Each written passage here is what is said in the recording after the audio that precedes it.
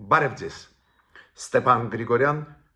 YouTube-յան ալիքի մասնակիցներ, ողջունում եմ ձեզ բոլորիդ, հունիսի 20-ն է,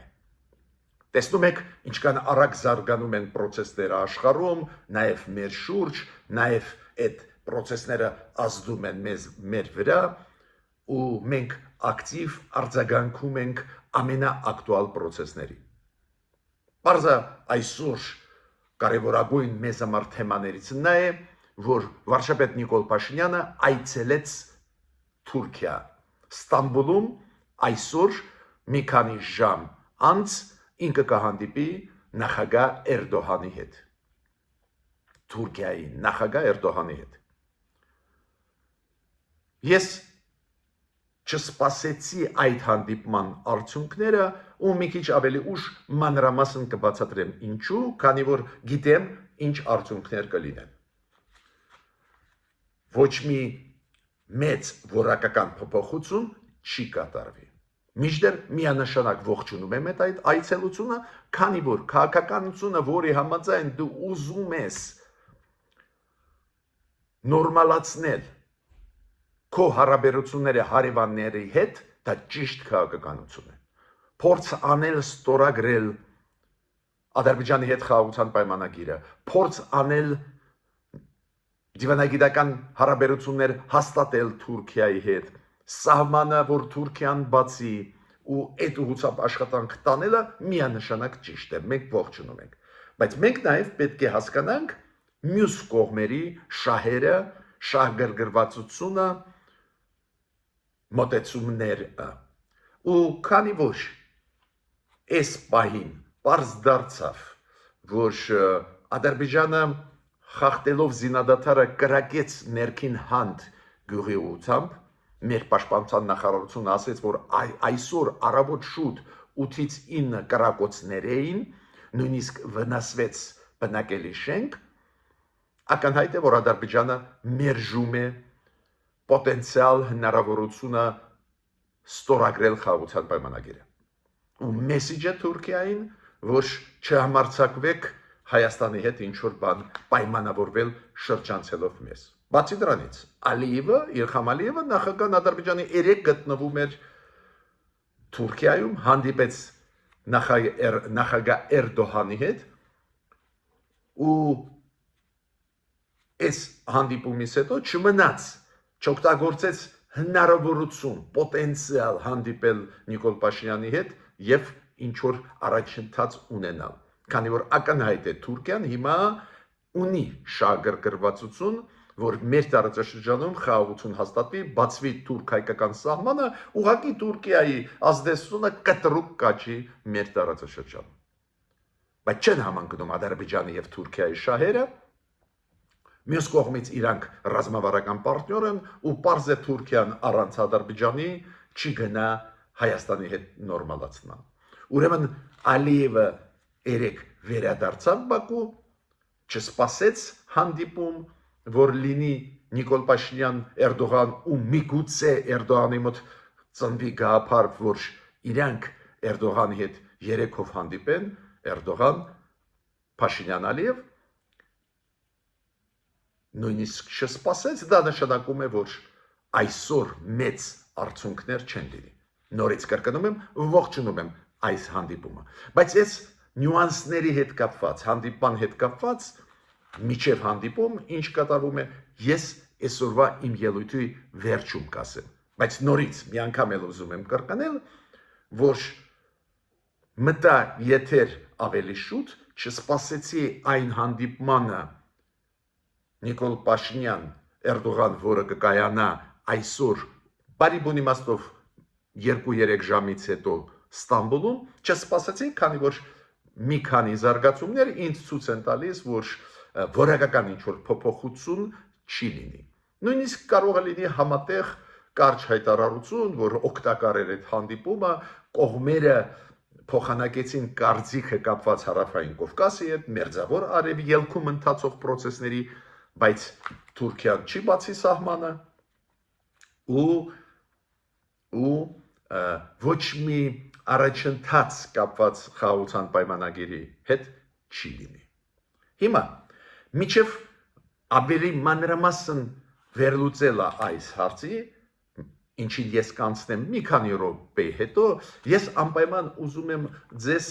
ասել ինչ կատարվում է եւ Իսրայել-Իրան այս պատերազմական գործողություններում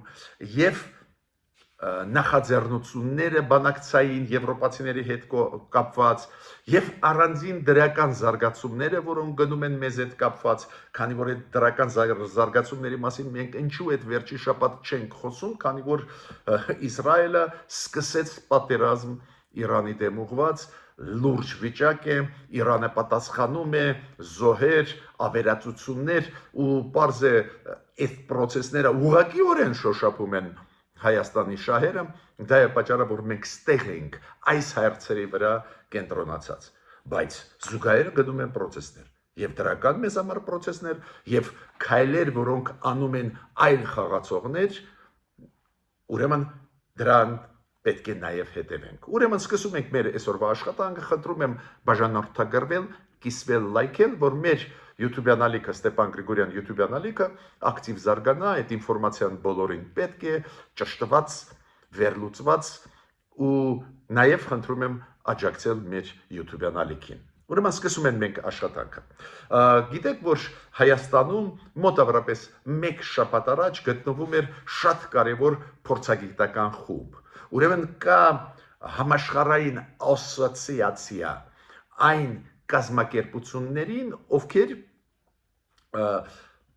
զբաղվում են ատոմակայանների աշխատանքով։ Ու այդ ասոցիացիան, որը ունի էքսպերտային խումբ, որը ուսումնասիրում է ինչ վիճակում են ատոմակայանները տարբեր երկրներում, խորհուրդներ է տալիս, համագործակցում է, կարևորագույն ասոցիացիա է ու գտնվում էր Երևանում։ Աշխատանք մերոնց հետ շատ լավ գնում է, իրանք նշում էին, որ շատ էֆեկտիվ լավ է աշխատում Հայաստանը, նաև այդում Հայաստանի ատոմակայանի կոլեկտիվը, այո, եւ մեր անվտանգության համար, եւ ռեգիոնի անվտանգության համար, եւ մեր էներգետիկ անվտանգության համար այդ կարևորագույն հարցեր են։ Դուք գիտեք, որ Հնդկաստանը ունի պաշտպանության ոլորտում զբաղվող քոլեջ ազգային ու այդ քոլեջի պատվիրակությունը Հայաստանում է։ Ինչքանով դա կարևոր է, ես չէ որ պետք է ձեզ ասեմ, մենք անպայման պետք է կամաց այլ ստանդարտների, առաջերտին ՆԱՏՕ-ի ստանդարտներին անցնենք նաև պաշտպանության ոլորտում կրթության հարցերում, այդ համագործակցությունը եւ ուղղակի ՆԱՏՕ-ի հետ գնում է, եւ Ֆրանսիայի հետ, եւ այլ երկրների, ովքեր նաև այդ շրջանակներում աշխատում են։ Ու Հնդկաստանը այդ իմաստով ակտիվ աշխատում է նաև ՆԱՏՕ-ի հետ, ուրեմն ռազմական կոլեջի հետ Հնդկաստանի համագործակցությունը մեր օրինակ Վազգեն Սարգսյանի ակադեմիայի հետ անչափ օգտակար է Հայաստանի համար։ Դուք գիտեք, որ Հայաստանի կառավարությունը որոշում ընդունեց սեփական վերականգնել պետական սեփականությունը Հայաստանի էլեկտրական ցանցերի նկատմամբ, դա էլ ես համարում եմ դրական։ Ֆորմալ տեսանկյունից լիբերալիզմի, ազատականացման տեսանկյունից այդ հարցերը նացիոնալիզացիայի, բավական նացիոնալիզացիայի մեծ գործարանների, մեծ կարևոր համակարգերի, նաև էլեկտրացանցերի ունի թերություններ, քանի որ մենք ազատ շուկայական հարաբերություններ ունեցող պետություն ենք եւ կարծես թե հակառակ քայլանելը սխալ է, բայց մարդիկ մոռանում են, որ կան նաև անվտանգային հարցեր։ Եթե այս ձևի օբյեկտներ գտնվում են այն պետությունների ձեռքերում կամ ազդեցության տակ, դա ներկայացնում է իրոք պրոբլեմ ցանկացած պետության համար, այս դեպքում Հայաստանի համար։ Դա է պատճառը, որ ես ողջունում եմ, որ կառավարությունը ուզում է այս ճանապարհով գնալ, նացիոնալիզացիա անել Հայաստանի էլեկտրական ցանցերի։ Պարզ է դա պետք է արվի թափանցիկ, դա պետք է արվի օրենքների համաձայն, ու դա բարդ process-ներ են, էտել ձեզ ասեմ, եթե սեփականատերը չի համաձայնվում կամավոր դա անել, բայց պետք է արվի ու միանշանակ ես ողջունում եմ այս ճանապարհը։ Ինչու՞։ Քանի որ անվտանգության հարցեր կան։ Եթե օրինակ վաղը Ռուսաստանը ուզենա վերջնականորեն դեստաբիլիզացնել, ապակայունացնել Հայաստանը։ Հիմա էլ ուզում է։ Հիմա էլ այդ ջանքերը մենք տեսնում ենք այդ պրոռուսական ընդդիմադիրների քայլերը, մենք դա տեսնում ենք նաև մեծահարուստներին, ոնց փորձում է Ռուսաստանը օգտագործել, ոնց Ռուսաստանը իր պրոպագանդիստական մեքենան այս վերջի 2-3 օրը միացրեց Հայաստանի դեմ, ու ով ասեց, որ չեն կարող հրաման տալ անջատել լույսը Երևանում, օրինակ եմ ասում, ու երկար ժամանակ։ Ուրեմն անվտանգային հարցերը հիմա առաջնահերթ պետք է լինեն։ Դուք հիշում եք, ես ասեցի, որ Եվրոմիությունը սկսեց ազատականացման process-ը վիզաների, այդ մեծ process-ը շատ ենք խոսացել, բայց շատ կարևոր է, որ մենք ունենք Եվրոմիության հետ շատ կարևոր գործընկերության կոմիտե։ Ու 6-րդ նիստը այդ գործընկերության կոմիտեի Եվրոմիություն Հայաստան կկայանա այս տարվա հուլիսի 7-ից 9 Բրյուսելում ու Հայաստանի պատվիրակությունը պաշտոնական կլինի այնտեղ։ Ռուսաստանի քաղաքականության մասին մենք շատ ենք խոսում, բայց շատ անգամ հաճախ շատ օգտակար է նայել այլ խաղացողների հետ ինչ է անում Ռուսաստանը, որ մեզ քցեց, քաշեց, մոռացավ, բոլորս հասկացանք, ֆիքսեցինք, մեր հասարակությունը փայլուն գիտի, բայց հիմա ինձ հետաքրքիր էր Իրանի նկատմամբ։ Դուք գիտեք, Իրանի հետ ստորագրված է ռազմավարական նշանակություն ունեցող պայմանագիր Իրան-Ռուսաստան, վավերացված է եւ Ռուսաստանի Դումայի կողմից, եւ Իրանի պարլամենտի կողմից, բայց Ռուսաստանը չի աջակցում։ Հիշում եք, ես ասեցի, ձեր են առե Ռուսաստանը երբ Պեսկովը ասեց 2 օր առաջ, մենք պատրաստ ենք լինել միջնորդ։ Ոնց կարա դաշնակիցը ռազմավարական դառնա միջնորդ։ Ինքը պետք է աջակցի Իրանին։ Դաշնակիցն է։ Մյուսը էլ ավելի տարօրինակ հայտարարություն։ Նույն Պեսկովը 3 արեց հայտարարություն, որ Իրանը չի խնդրել մեզանից ռազմական օգնություն։ Հիշում եք, մեզ էին դա ասում։ Սկզբից ասում էին, որ մենք միջնորդ ենք, մենք Ադրբեջանին ու Հայաստանին խաղաղության ենք բերում, հետո երբ որ մերոնք ասացին, ոնց, բայց դուք ռազմավարական պարտներ ենք Հայաստանի համար, պետք է մեզ օգնեք։ Ադրբեջանը մտավ մեր տարածք, հիշում եք ինչ էին ասում, բայց մեզ նամակ չեն ուղարկել, մեզ դիմում չեն գրել, հապկը ասում էր, Ռուսաստանի արտգործնախարարությունը ասում էր, ձեր էին առնում։ Այ մենք տեսանք Ռուսաստանի քաղաքականությունը, ուրիշի տարածքներով լուծել իր հարցերը։ Հիմա լրջագույն վտանգի տակ է Իրանը, այդ մեծ պատերազմ է Իրանի դեմ, այո, մեծ հավանականությունը շատ բարձր է, որ ապակայունացում կարող է լինել Իրանում, տարածքային ինչ որ հարցեր առաջացան, դեզինտեգրացիան կարող է լինի։ Ու կարծես թե դաշնակիցը պետք է օգնի։ Պայմանագիրը ես կարդացել եմ։ Ու պայմանագրում կան պարտավորություն աջակցել, բայց հիմա Ռուսաստանը ասում է, չէ, ուղղակի ռազմական աջակցության մասին խոսքը չէր։ Ստում են, ես կարդացել եմ, ձևակերպումը այդպես է, որ եթե Ռուսաստանը ուզենա ռազմական աջակցություն կտա։ Բայց հեսա Ռուսաստանը գցում է իր դաշնակիցներին։ Դա է պատճառը, որ մենք միշտ ասում ենք,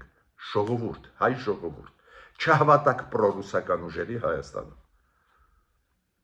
Իրանի օրինակը ցույց է տալիս, որ իր դաշնակիցներին Ռուսաստանը չի աջակցում, երբ որ պահը գալիս է։ Ծախում է իրանց շահերը։ Հիմա Տրամպի հետ Պուտինը համաձայնեցեց մեկ բան, որ Տրամպը չի միացնում նոր սանկցիաներ Պուտինի դեմ, դրա դիմաց Պուտինը չի աջակցի ռազմական իմաստով Իրանին։ Հա, ինչ որ հայտարարություն արեց, խիստ դատապարտեց Իսրայելը, դե խոսքեր են լոկ։ Բայց դուք դաշնակից եք, չէ, Իրանի հետ, ստորագրել եք փաստաթուղթ։ Ի տարբերություն Ռուսաստանի, Միացյալ Նահանգները, եվրոպական երկրները միանշանակ աջակցում են Իսրայելին։ Իրանք դաշնակից են, իրենք պարտավոր են աջակցել ու աջակցում են։ Կան նյուանսներ։ Դուք գիտեք, օրինակ եվրոպական երկրները, օրինակ Էմանուել Մակրոնը ասում է Իսրայել, այո, դու իրանք ունես պայքարել, նաև այդ թվում ոչնչացնես այն օբյեկտները, որոնք միջուկային ծրագրերի հետ կապված են Իրանի ներսում, բայց դու իրավունք չունես ամբողջ Իրանը ավերել։ Դա շատ հետաքրքիր է։ Դες իրանք որպես դաշնակից վստահելի են, բայց կա նյուանսներ։ Չինաստանը շատ ու շատ ավելի adekvat է Իրան պահում, իրոք Չինաստանն էլ Իրանի հետ պարտնյոր են, Իրանը եւ Շանխանյան կազմակերպության անդամ է, որտեղ որ գլխավոր դերը Չինաստանին է եւ BRICS-ի անդամ է Իրանը, որտեղ որ Չինաստանի դերը որոշիչ է, ու Չինաստանը կա տվյալներ սկսեց աջակցություն Իրանին։ Օրինակ կա տվյալներ, որ նվազագույնը 3 մեծ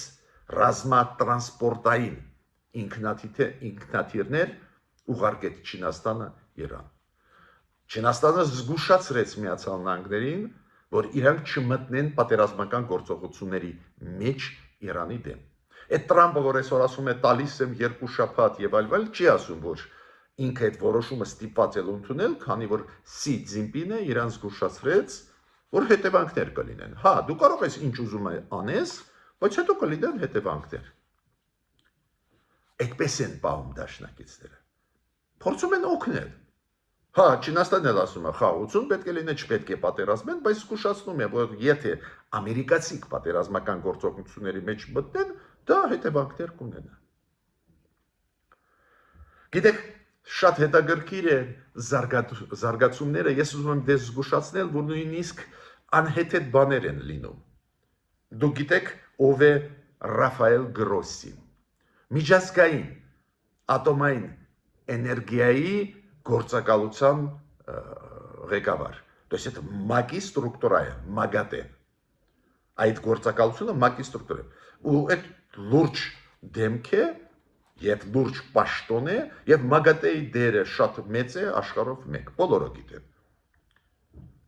Օրինակ Հայաստանը ունի փայլուն հարաբերություններ ՄԱԳԱՏԵ-ի հետ, քանի որ մենք ունենք ատոմակայան, իրանք գալիս են, ստուգում են, ինչ վիճակում է եւ այլն։ Հիմա այդ Ռաֆայել Գրոսին ուղիղ 2 օր առաջ միջև որ Իսրայելը սկսեց ռմբակոծել Իրանը, դա մոտավորապես հունիսի 10-ն էր։ Հանդես եկավ ելույթով, որ Իրանը գրեթե ունի միջուկային զենք։ Բոլորը ապշած էին, բայց այդպես բան արեց։ Հիմա ինչ ասեց Գրոսին 3։ Ինքը ասեց, չէ, չուներ Իրանը միջուկային ռումբ այդ օրը, որ Իսրայելը սկսեց ռմբակոծել Իրանը։ Հիմա ինքը ասում է, չէ, չուներ Իրանը ռումբ, բայց Իսրայելը ստացավ գրեթե լեգիտիմ իրավունք ռմբակոծել Իրանը հենց Գրոսի հայտարարության հիման վրա, որը ինքը արեց հունիսի 10-ին, երբ որ ասեց, որ Իրանը մոտ է ունենալու միջուկային ռումբ։ Ու Իսրայելը ասեց մոտ է ու սկսեց ռմբակոծել։ Հիմա Գրոսին ասում է, չէ, մոտ չի Իրանը ռումբ ունենալու։ Կատաստրոֆիկ վիճակ է։ Նույն Ռաֆայել Գրոսին ասեց, որ ճառագայթման արտահոսքի վտանգ կա Նատանզում, այդ գործարանում, որը հարստացնում է ուրանը։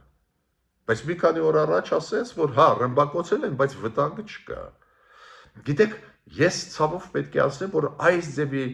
բաներ մենք տեսնում ենք, էլի։ Օրինակ, Իցխակ Գերցոգը ինքը նախագահ է Իսրայելի։ Դուք գիտեք, Իսրայելում վարչապետ Նետանյախուն է ու վարչապետական ինստիտուտ է, այնտեղ գլխավոր դեմքը վարչապետ։ Բայց հիմա նախագահ Իցխակ Գերցոգը ասում է, մենք ճիշտ արեցինք ռմբակոծում ենք Իրանը, բայց մեր նպատակը չէր տապալել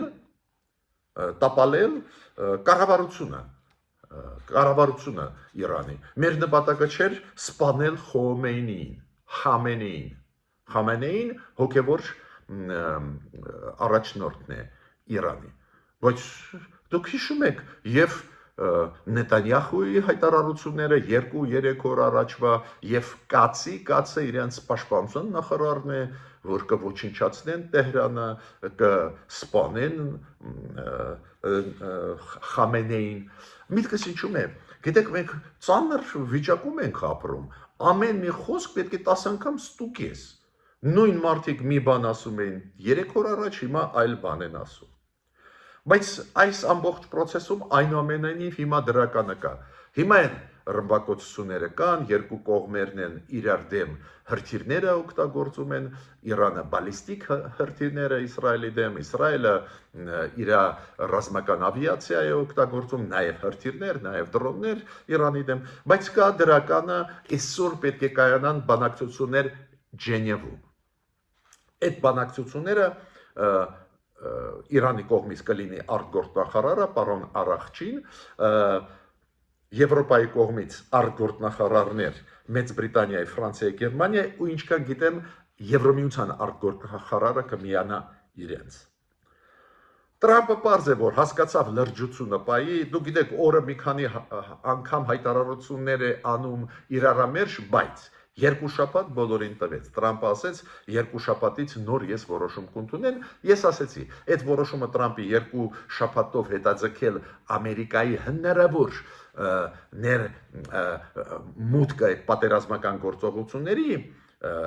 ու ռմբակոծելը Ամերիկայի կողմից Իրանի ինքը երկու շաբաթով հետաձգեց, ես ասացի, գլխավոր պատճառը նա է, որ Չինաստանը զգուշացրեց, որ այս ձևի բաներ պետք չի անել, պետք է դադարեցնել պատերազմական գործողությունները։ Ու պարզ է, որ Տրամպը հասկացավ լրջությունը, բացի դրանից շատ ցավոտ են արձագանքում արաբական երկրները։ Սաուդյան Արաբիան, Օմանը, Քաթարը, այդ երկրները դուք գիտեք, հենց նավթային երկրներն են, որոնք տալիս են նավթա էքսպորտ են անում հենց նույն Եվրոպային, նույն Միացյալ Նահանգներին ու իրանց արձագանքը շատ ցավոտ է։ Իրաքը պահանջում է մակում, որ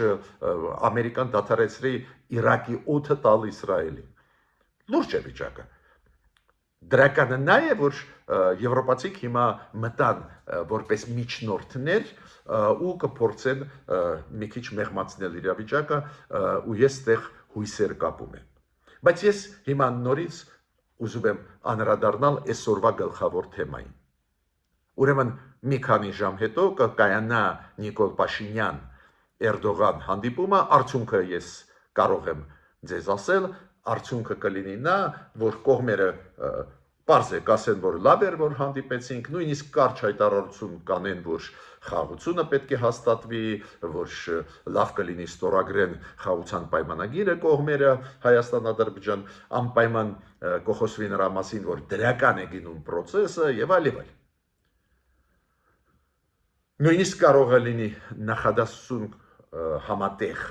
որ Հայաստանն ու Թուրքիան դատապարտում են Իսրայելի հարձակումները Իրանի դեմ ուղղված ու կոչ են անում բանակցային սեղանի շուրջ նստել,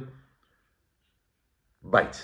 ոչ մի փոփոխություն կապված հայ-ադրբեջանական հարաբերությունների մեջ ու ոչ մի բացում Թուրքիայի կողմից հայ-թուրքական սահման չի լինի։ Որտեղից ես հասկացա, որ չի լինի։ Ну, առաջինը ես տեսա, որ Իլհամ Ալիևը, որը 3 գնաց հանդիպեց Էրդողանի հետ, պարզ է արիթը ինչ որ մոգոնեցին, բայց ռեալ արիթը նա էր, որ Ալիևը գնաց կանխելու համար հնարավոր հայ-թուրքական դրական հանդիպում, կանխելու համար, որ ոչ մի քայլ չանի Էրդողանը ի օգուտ Հայաստանի, օրինակ բացի սահմանը երրորդ քաղաքացիների երրորդ պետությունների քաղաքացիների համար, օրինակ եմ ասում, կամ բեռնատար տրանսպորտի համար, որ կանխի այս ձևի բան, բացի դրանից Իլհամ Ալիևը չմնաց, վերադարձավ Բաքու, չմնաց, չսպասեց հանդիպումը Էրդողան-Փաշինյան ու միգուցե Էրդողանը կհանդիպացնել Փաշինյանին Ալիևի հետ, Ալիևը հենց դրա համար չմնաց, ես կասկած չունեմ, որ նախագահ Էրդողանը առաջարկեց այդ տարբերակը Իրան։ Այո, Հայաստանը ի պաշտոնե երեք ասել է, դուք գիտեք, պրես-քարտուղարը Նիկոլ Փաշինյանի ասեց, որ չի նախատեսվում հանդիպում, բայց մենք հասկանում ենք, որ շանս կար, որ կհանդիպացնենք միգուցե ինչ որ բան ստորագրել, բայց քանի որ Ալիևը վերադարձավ, ես հասկացա, որ այսօր ոչ մի որակական փոփոխություն չի լինի, բայց երկրորդ ամենակարևորը գործոնը, որ ինձ ցույց է տալիս, որ մեծ արդյունք մենք այսօր չենք ունենա, ու ես չեմ ասում, որ միամիտ էինք սպասում էինք մեր մեծ արդյունք, երկրորդ պատճառը նա է, որ կրակեց այսօր առավոտ շուտ Ադրբեջանը ներքին հանդ գյուղի ուղղությամբ կրակեցին,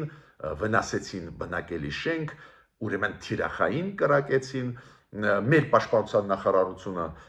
հայտարարությունով հանդես եկավ, պահանջեց Ադրբեջանի պաշտպանության նախարարությունից բացատրություն տալ, այդ ինչ է կատարվում, բայց մենք հասկանում ենք, որ Ադրբեջանը կփորձի գցել մեր վրա այդ կրակոցները, որ Էրդողանը ոչ մի դրական շատ մեծ քայլ չանի։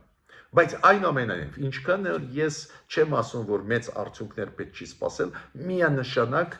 ճիշտ քայլ արեց Նիկոլ Փաշինյանը։ Ճիշտ էր գնալ հանդիպել Էրդողանի հետ։ Էրդողանը հրավիրեց, ճիշտ էր գնալ հանդիպել։ Ճիշտ է փորձել հարևանների հետ գտնել լեզու։ Ճիշտ է հարևան պետությունների հետ հաստատել նորմալ դիվանագիտական հարաբերություններ, նորմալ տնտեսական հարաբերություններ։ Դժվար է, բոլորս միամիտ չենք, հասկանում ենք Ալիևի ախորժակը ինչքան մեծ է, հասկանում ենք ինչքան բարդ քաղաքականություն է աշխարհով մեկ տանում Էրդողանը, նախագահ Թուրքիայի, բայց պետք է ձգտես։ Ուրեմն, ողջունելով այդ այցելությունը, այնուամենայնիվ պետք է ասեմ, որ ոչ մի որակական փոփոխություն չեմ ակնկալում, դա է պատճառը, որ մտա եթեր նույնիսկ չսպասելով արդյունքները այս այցելության։ Ես պետք է ասեմ, որ Թուրքիայի հետ մեր շահերը մի շարք հարցերում համընկնում են։ Օրինակ, Իսրայել-Իրան այդ հակամարտության հարցում միանշանակ Թուրքիայի եւ Հայաստանի դիրքորոշումները շատ մոտ էին, դուք հիշում եք մեր ու Թուրքիայի խիստ հայտարարությունները դատապարտող Իսրայելի ագրեսիան։ Բացի դրանից, բավական մոտ են մեր դիրքորոշումները Պաղեստինի անկախության հետ կապված։ Դուք հիշում եք, որ Հայաստանը ճանաչեց Պաղեստինի անկախությունը, անձամբ նախագահ Էրդողանը շնորհակալություն հայտնեց ու ողջունեց Հայաստանը։ Ուրեմն, մենք ունենք ընդհանուր շահեր Անկարայի հետ, հենց դրա հետ է կապված, որ նույնիսկ հանդիպման ժամանակ Իլհամ Ալիև Էրդողան ու ելույթների ժամանակ այդպես կոշտ հակահայկական ինչ որ բաներ չկային։ Խոսեցին նրա մասին, որ միասին էին Ղարաբաղի հարցով, խոսեցին այլ հարցերից, բայց այդպես ընդգծված հակահայկական հայտարարություններ չկային։ Ոչ Էրդողանի, ոչ Ալիևի կողմից, պարզա դա պայման էր Էրդողանի կողմից։ Էրդողանը զգուշացրեց, որ ոչ մի այս ձևի բան միջև հանդիպումը Նիկոլ Փաշինյանի հետ չպետք է լինի։ Բայց այնուամենայնիվ այս մոտ շահերը Թուրքիայի հետ Սիրիայի հարցում, Պաղեստինի հարցում, Իսրայել-Իրան հակամարտության հարցում մոտ շահերը Հայաստանի եւ Թուրքիայի հետ չեն գերակշռի Թուրքիայի ու Ադրբեջանի դաշնակցային հարաբերությունները չեն գերակշռի, դա է պատճառը, որ այսօր շատ համեստ կլինեն արդյունքները, բայց այնուամենայնիվ դրական կլինեն։ Կողմերը անպայման կնշեն, որ իրանց դիրքորոշումները Իսրայել-Իրան հարաբերությունների կոնտեքստում բավական մոտ են, անպայման կնշեն, որ խաղաղության պայմանագիրը այդ ճանապարհը ճիշտ ճանապարհ է, բայց չի լինի բացում սահմանի Թուրքիայի ու Ադրբեջանը չի ստորագրի մոտ ժամանակներս խաղաղության պայմանագիրը։ Չգիտեմ ավելի ուշ կստորագրի, թե ոչ։ Ռուսաստանի դերը։ Շատերը ուշադրություն չդարձրեցին, որ երեկ կայացավ հեռախոսազրույց Սերգեյ Լավրով Բայրամով, Ադրբեջանի արտգործնախարար։ Սերգեյ Լավրովը Ռուսաստանի արտգործնախարարը խառնվեց, զանգեց Բայրամովին։ Ես կարծում եմ երեկ այդ հեռախոսի զանգի ժամանակ որոշում ընդունվեց, որ Ադրբեջանը կկրակի ներքին հանդի վրա, քանի որ պարզ է Ռուսաստանին պետք չի, որ մենք լավացնենք հարաբերությունները Թուրքիայի հետ, դա ավտոմատ կբերի Թուրքիայի դերի աճմանը մեր տարածաշրջանում, ակնհայտ է, եթե սահմանը բացվի, Ռուսաստանը պարզվի դեմ է, ու Ադրբեջանն էլ դեմ է, որ Հայաստանի համար լավ լինի, քանի որ եթե Թուրքիան բացի սահմանը մեզ համար, մեր դիրքերը կուժեղանան Ադրբեջանի դեմ ուղված բանակցությունների հետ կապված։ Ուստեղ Ռուսաստանի ու Ադրբեջանի շահերը շատ մոտ են, թույլ չտալ, որ Հայաստանը ուժեղանա ու միաժամանակ թույլ չտալ, որ Թուրքիան էլ շատ ուժեղանա, ու իմ կարծիքով այդ հեռախոսազանգի ժամանակ որոշում ընդունվեց, որ Ադրբեջանը կկարակի մեր վրա ներքին հանդում։ Ես պետք է ասեմ, որ մենք կանգնած ենք լուրջ խնդիրների առջև, կառավարությունը սկսեց ակտիվ աշխատել, ես ողջունում եմ, ինչու Էրդողանը հրավիրեց Նիկոլ Փաշինյանին, հենց դրա համար հրավիրեց, որ Հայաստանը սկսեց ավելի ինքնուրույն աշխատել։ Նախկինում իմաստ չուներ հանդիպել, քանի որ մենք ամեն ինչ տալիս էինք Ռուսաստանին, Թուրքիան լուծում էր մեր հարցերը Ռուսաստանի միջոցով։ Նույնը անում էր Ադրբեջանը։ Լուծեցին իրանք Արցախի հարցը Ռուսաստանի միջոցով։ Ռուսաստանը հանձնեց Արցախը Ադրբեջանին։ Բայց քանի որ վերջի 3 տարիը գործող իշխանությունները Հայաստանի սկսեցին ինքնուրույն քաղաքականություն վարել, իմաստ դարձավ Էրդողանի համար հանդիպել Նիկոլ Փաշինյանի հետ։ Ու դա շատ դրական է, շատ կարևոր է, բայց դժվար է եւ Ադրբեջանը, եւ Ռուսաստանը, եւ պրոռուսական ընդդիմությունը Հայաստանի, օլիգարխիան Հայաստանի եւ հայկական ազգանուններով Ռուսաստանից օլիգարխիան կտրականապես դեմ են, որ հայ-թուրքական հարաբերությունները լավանան, որ խաղաղություն հաստատվի։ Այդ իմաստով պրոռուսական ընդդիմությունը Հայաստանում, օլիգարխիան իրենց շահերը համընկնում են Ադրբեջանի եւ Ռուսաստանի շահերի հետ։ Թույլ չտալ, որ Հայաստանը նորմալացնի հարաբերությունը Թուրքիայի հետ, ավտոմատ դա կբերի ուժեղացմանը Թուրքիայի դերի Կովկասում, բայց միանշանակ Հայաստանի դերի բարձրացումը կտրուկ կլինի եւ տարածաշրջանում եւ միջազգային գործերում։ Հենց դրա հետ է կապված այն իստերիան, որը դրված է հիմա Ռուսաստանի կողմից մեր նկատմամբ, վաղ անպայման կխոսենք, այսօր շատ բաներ ասեց Պեսկովը, շատ բաներ Հայաստանի դեմ խոսեց Օվերչուկը, շատ բաներ Մարիա Զախարովան, Սերգեյ Լավրովը, այդքան շատ են, որ հիմա ես չեն շարունակի, վաղը կխոսանք, բայց այդ իստերիան, այդ փորձ լարել Հայաստանը ներսից հենց դրա հետ է կապված, որ Հայաստանը սկսեց դիվերսիֆիկացնել իր արտաքին քաղաքականությունը։ Ուրեմն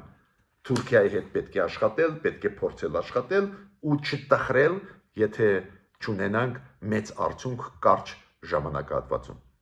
Միշտ նոր հանդիպումներ։